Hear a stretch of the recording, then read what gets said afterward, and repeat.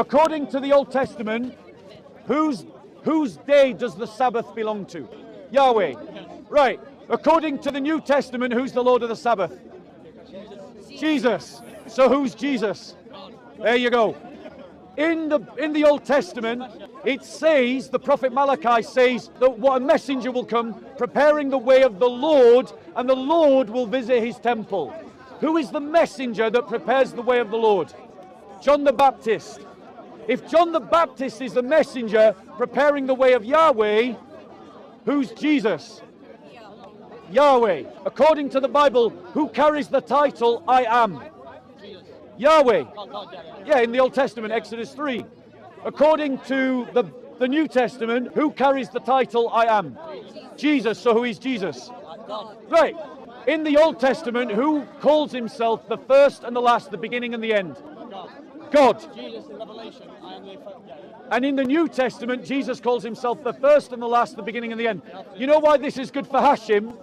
Is because in the Quran, Allah calls himself the first and the last, the beginning and the end.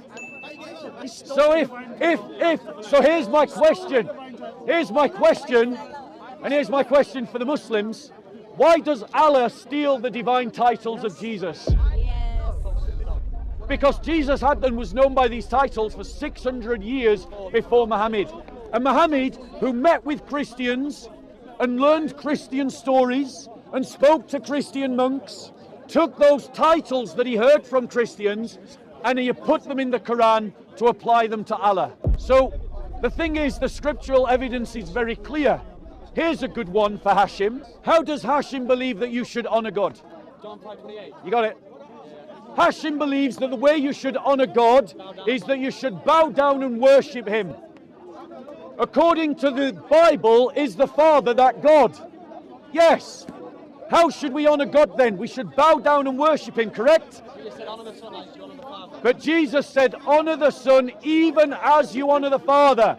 So if we bow down and worship the Father, what should we do to the Son? Bow down and worship. So Jesus literally says, I am God, bow down and worship me.